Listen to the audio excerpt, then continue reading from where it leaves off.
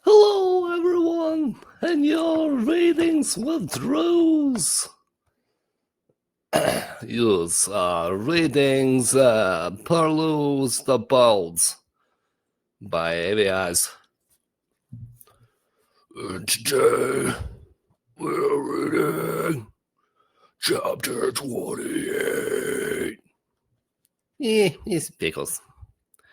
Berwig and Senyous plant. Yeah, I'm gonna just start reading now. William Murphy. Okay. Here we go. This is Pickles. It was late, sunglow, when the Montmer army, Senyous, still in the lead, arrived at the Felbard borders. Felbard's scouts were sighted, but there had been no resistance to the army's advance. Even this did little to raise the low spirits of the Montmer troops. Ever since rumors had spread that the army was going to attack the Felbard stronghold, warriors were on edge. Though Berwig and Senyous had promised an easy victory, many were already saying the war was a mistake. Senyous called a scout to his side. How far are we from the Felbard den?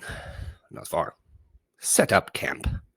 The Montmer army came to a halt. The troops arrayed themselves in a circle. In the middle of the circle, a tent was erected for Berwig and Senyous. The rest of the army slipped into their smocks, burrowed into the snow, and drew their smock strings tightly, then gave themselves over to unsettled sleep. Inside the central tent, a fire was made for warmth and light. Berwig lay back upon a mound of furs, eating compulsively from pots of grains, honey, and prebe. At the far side, Senyous, who refused to eat, appeared to be studying maps of the area. In fact, he alternated stealing glances at Berwig with glances at the dragonfly wingpike. Senyous was pleased that it was so sharp. Oh, great grandeur, he said when Berwig finished eating, had yawned and lowered his bulk upon his pillows. Have you worked out a war plan? Berwig gave himself a scratch. Oh, he suggested casually. We'll just attack. Senyous gritted his teeth. Yes, but how? Berwig plucked up a piece of scented prebe and rammed it into his mouth. Perfectly aware he was annoying Senyous and enjoying it, Berwig squinted at the tent ceiling. I don't know, he answered lazily. Just chase him away, I suppose. You'll have to come up with something better than that. Berwig yawned again. I thought the point of all this was to get support from my tribe, not really to fight. Granted, they won't support you unless you win. Berwig shrugged. This war was your idea, Senyous, not mine. You never mentioned winning. You must win, Granter, Senyous hissed. Berwig closed his eyes. I'll think of something, he murmured. Granter, Senyous said between clenched teeth. Tomorrow we attack. Senyous, if you're in such a rush, you think of something, Berwig said. What's the point of your being first assistant if you don't assist? I have thought of something, Senyous returned after a moment. What a surprise, Berwig drawled, scratching himself between the ears. What, Senyous asked softly, if they offer a challenge? There, thought Berwig, that's what he wants. Do you think they might? He asked. It's customary, Senyous said. Fine, said Berwig. I like conventional things. If they make the offer, get someone to answer it. It is the attacking army that normally issues a challenge, Senyous said. To protect Montmer honor, to protect your honor, we must challenge them. Berwig was now quite certain that Senyous was getting it. That doesn't trouble me, he murmured. Any Felbard who is stupid enough to stand up to any of us will be sent hopping fast enough. My, Granter, you are brave, Senyous hissed. Just write up the challenge, Berwig said in a sleepy voice. Let someone good answer it. To be sure, Senyous said softly, which means, of course, your name will be on it. That's standard. Berwig smiled to himself. Of course, me. he said, pretending to drift off to sleep.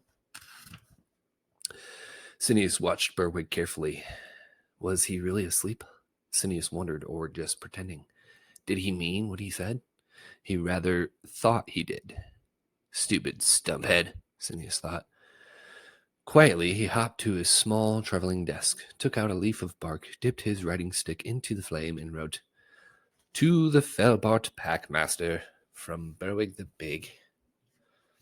I, Berwig, Montmer Granter, have come this far into Felbart territory without any resistance. Pronounce all of you to be cowards. Furthermore, I, Berwig, Montmer Granter, do herewith challenge your best warrior to fight against me." Writing done, Senyous looked to see if Berwig was still sleeping. He seemed to be.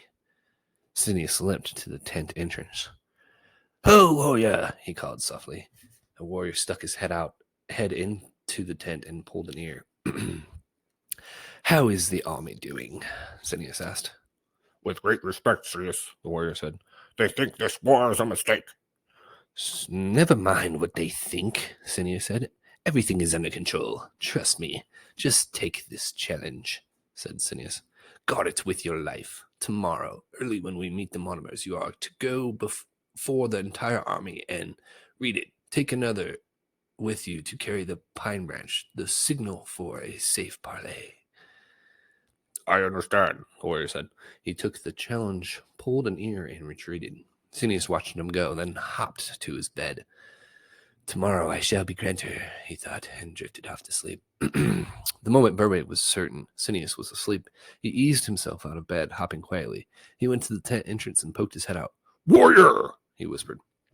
The same warrior who had answered Senyous' summons appeared. "How is the army doing?" Berwig asked. "With great respect." "With great respect, Granter," the warrior said. "They think this war is a mistake." "Give me what Senyous gave you." The warrior offered up the bark sheet. "What did he tell you to do with it?" The warrior told him. "Fine, excellent. Now wait."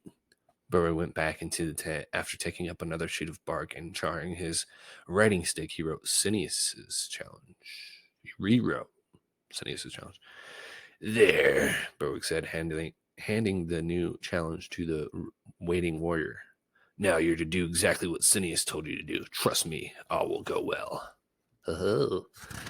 The warrior pulled his left ear. Berwig, very pleased with himself, went back to bed. "I'll be rid of Senyous soon," he thought. Then, as he fell contentedly asleep, he allowed himself the pleasure of thinking about being safely home again in the Central Tribe Burrow.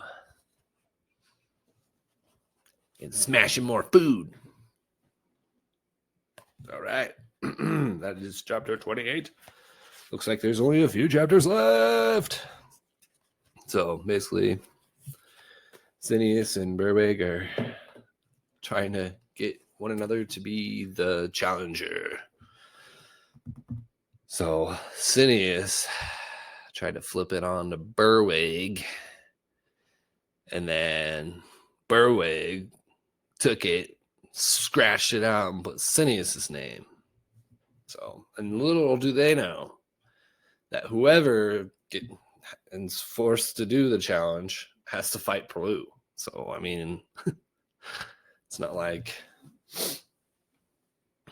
they're going to fight some huge Felbart warrior. But instead, it's going to be like, "Hey, I'm Perloo. I read books."